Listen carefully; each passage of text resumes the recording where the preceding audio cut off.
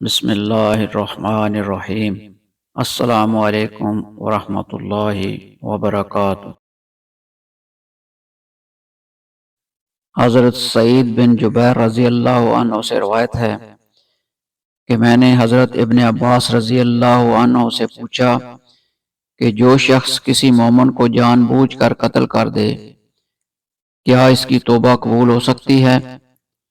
انہوں نے فرمایا نہیں۔ میں نے سورہ فرقان والی آیت والذین یدعون، وہ لوگ جو اللہ کے ساتھ کسی کو معبود نہیں مناتے اور نہ کسی قابل احترام جان کو ناحق قتل کرتے ہیں مگر حق کے ساتھ، انہوں نے فرمایا یہ آیت مکی دور میں اتری، اس کو مدینہ منورہ میں اترنے والی ایک آیت نے منسوخ کر دیا۔ وَمَن يَقْتُلْ مُؤْمِنًا مُتَعَمِّدًا، یعنی جو شخص کسی مومن کو جان بوجھ کر قتل کرے اس کی سزا جہنم ہے۔ حضرت سالم بن ابو الجعد رحمۃ اللہ علیہ سے روایت ہے کہ حضرت ابن عباس رضی اللہ عنہ سے اس شخص کے بارے میں پوچھا گیا جو کسی مومن شخص کو جان بوجھ کر قتل کر دے، پھر توبہ کرے، ایمان لے آئے اور نیک عمل شروع کر دے، پھر راہ راست پر آ جائے، کیا اس کی توبہ قبول ہے؟ حضرت ابن عباس رضی اللہ عنہ نے فرمایا اس کے لیے توبہ کی گنجائش کیسے ہو سکتی ہے؟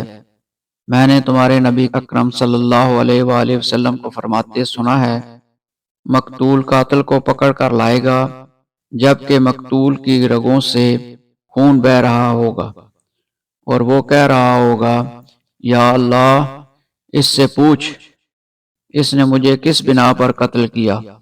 پھر فرمایا اللہ کی قسم یہ پچھلی حدیث میں مذکور آیت اللہ تعالیٰ نے اتاری ہے اور اسے منسوخ نہیں فرمایا۔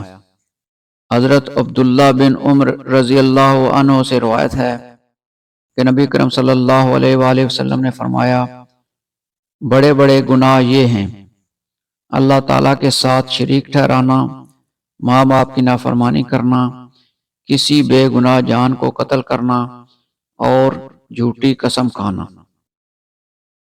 حضرت ابن عباس رضی اللہ عنہ سے روایت ہے کہ رسول اللہ صلی اللہ علیہ وآلہ وسلم نے فرمایا جب کوئی بندہ زنا کرتا ہے تو وہ مومن نہیں رہتا، جب کوئی شراب پیتا ہے تو شراب پیتے وقت مومن نہیں رہتا، جب کوئی چوری کرتا ہے تو مومن نہیں رہتا، اور قتل کرتا ہے تو بھی مومن نہیں رہتا۔